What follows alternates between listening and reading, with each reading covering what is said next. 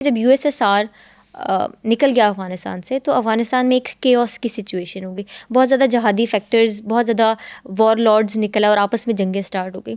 تو کسی نے افغانستان کا اس ٹائم پہ ایک اسٹیبل سلوشن کیوں نہیں سوچا؟ افغانستان میں کیوس اور انسٹیبلٹی کا ہی کیوں سوچا؟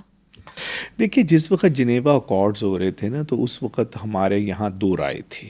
ایک رائے یہ تھی کہ جس وقت تک کابل کے اندر باقاعدہ حکومت نہیں بن جاتی، ہمیں جو ہے وہ جنیوا یہ معاہدہ ہے اس پہ سائن نہیں کرنے چاہیے.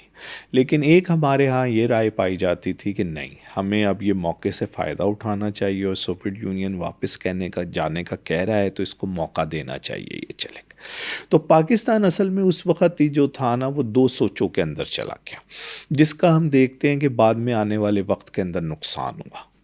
اور پھر یہ ہوا کہ پاکستان نے اس کے بعد جب 92 کے اندر ڈاکٹر نجیب اللہ کی حکومت ختم ہوئی، تو پاکستان نے بہت کوشش کری، اور پاکستان نے اسلام آباد کے اندر بھی تمام جہادی گروپس کو بٹھایا، اور اس کے بعد پاکستان نے اسپیشلی ان کو مکہ میں بٹھایا، خانہ کعبہ لے کر گئے، اور اسے مکہ معاہدہ کہا جاتا ہے. وہ خانہ کعبہ میں لے کے گئے تھے؟ ہاں، خانہ کعبہ میں لے کر گئے اور مکہ معاہدہ کروایا گیا، اور اس کے اندر سعودی عربیہ کو بھی اس کو آن بورڈ لیا گیا. یہ اس زمانے کے وزیر اعظم محمد نواز شریف صاحب کا خیال تھا کہ جب ہم خانہ کعبہ کے اندر بیٹھ کر کسی معاہدے پہ پھر تو اس سے ہم پیچھے نہیں ہٹیں گے، کیونکہ وہ ایک ایسی جگہ ہے مسلمانوں کے لیے کہ اس سے بڑھ کر اور کوئی جگہ نہیں ہے. لیکن ہوا یہ کہ اس معاہدے کے بعد بھی جو تھا وہ صفقت اللہ مجددی صاحب جو تھے صدر بنائے گئے، وہ ایک کمزور گروپ کے آدمی تھے. ان کو صدر اس لیے بنایا گیا تھا کہ ان کی وجہ سے جو مضبوط گروپ ہے حکمت یار صاحب کا اور مولانا ربانی صاحب کا اور احمد شاہ مسعود کا، تو ان کو بیلنس کرنے کے لیے مجددی صاحب کو. لیکن یہ طریقہ کامیاب نہیں ہو سکا، یہ فیل ہو گیا.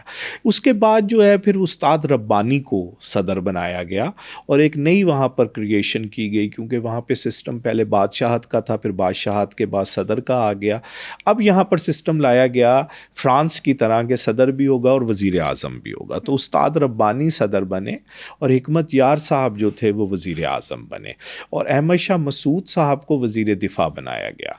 لیکن انفارچونیٹلی ابھی اس کو سہارا دینے کی کوشش ہو رہی تھی، تو ایک تو آپس میں بھی مسائل چل پڑے، اور پھر اسی دوران طالبان جو تھی وہ سامنے آنا شروع ہو گئی.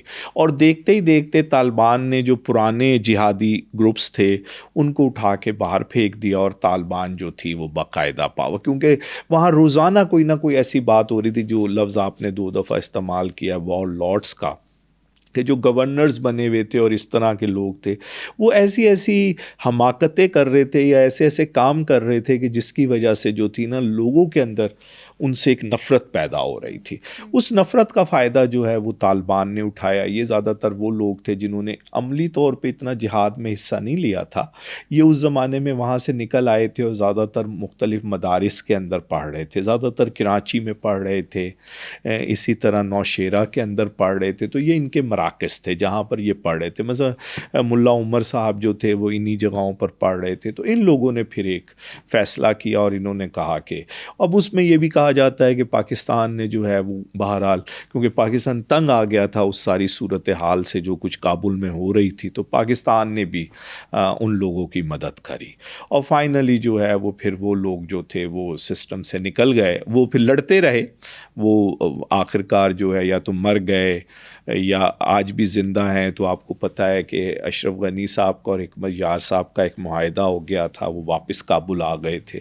تو مقصد کہنے کا یہ ہے کہ پاکستان نے بہت کوشش کری، اور صرف پاکستان نے نہیں، مڈل ایسٹ کے ممالک خاص طور پہ سعودی عربیہ نے بھی بہت کوشش کری، کیونکہ اس وار کے بعد جو ممالک افیکٹ ہونا شروع ہوئے اس میں صرف پاکستان نہیں تھا، اس میں سعودی عرب بھی افیکٹ ہونا شروع ہوا، مصر بھی افیکٹ ہونا، کیونکہ سعودی عرب کے اندر بھی جو ہے دہشت گردی کے واقعات ہوئے، اور اوپنلی القاعدہ نے کہا کہ بادشاہت کو تبدیل کیا جائے، اور یہاں پر جو سسٹم ہے غریب آدمی کے ساتھ بہت ناانصافی ہے اور یہ ہے اور وہ ہے. تو سعودی عرب کے لیے بھی ایک پریشر بڑھتا جا رہا تھا، اور اسامہ بن لادن کو یہاں سے تنزانیہ شفٹ ہونا پڑا. پاکستان اس مشکل میں آ گیا، افغانستان آ گیا تھا کہ افغانستان نے ان کو تنزانیہ بھیج دیا. پھر اس کے بعد تنزانیہ میں جب امریکن سفارت خانے پر اٹیک ہوا، تو اس وقت جو ہے وہ ایک دفعہ دوبارہ اسامہ بن لادن جو ہیں وہ واپس افغانستان آ گئے ملا عمر صاحب کے دور میں.